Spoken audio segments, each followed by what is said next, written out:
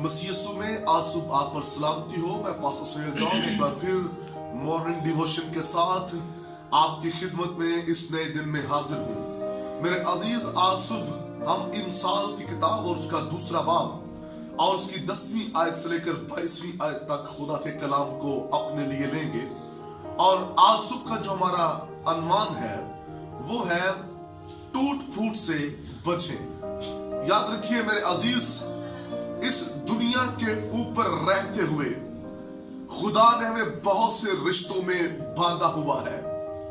और आज सुबह मैं आपको बताना चाहता हूं, जिन रिश्तों में हम बंधे हुए हैं, कोशिश करें कि वो टूट फूट का शिकार ना हो, बल्कि वो रिश्ते खुदावंद की हजूरी में और उसके जलाल में बढ़ते चले जाएं। बाइबल मुकद्दस के अंदर में बेशुमार रिश्ते नजर आते हैं और ऐसे ईमानदार लोग नजर आते हैं जिन्होंने रिश्तों को टूट फूट से बचाया और उनकी कदर की।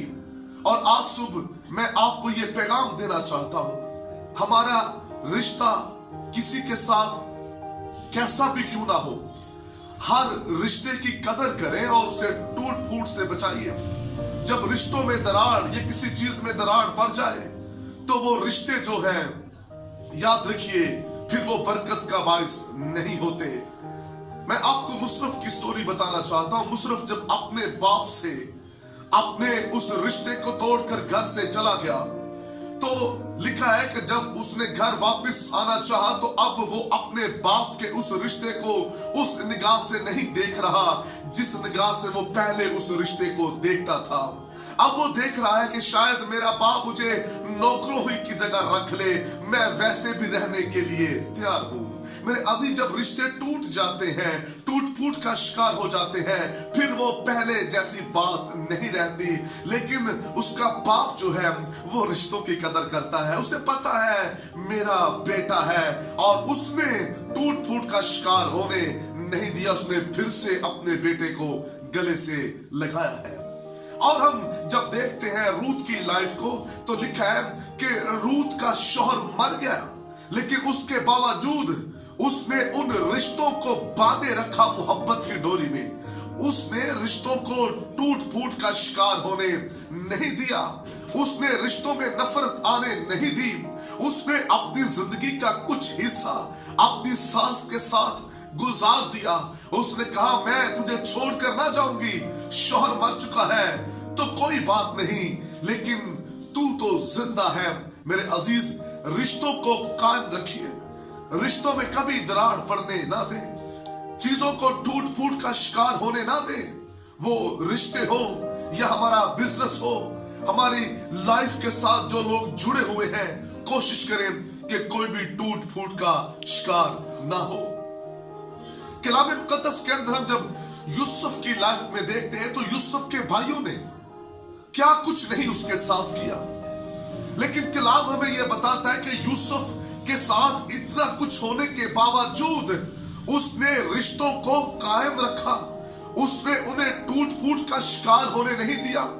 ये वो शख्स जो गुलामी में रहा, ये वो शख्स जिसने मुश्किल हालात देखे, ये वो शख्स जिसने कैद काटी, और एक वक्त आया कि खुदावंद ने यूसुफ को प्रॉस्पर किया और मिस्र के अंदर वजीरे खजाना बना दिया, मिस्र के गल्लों का मुख्तार बना दिया।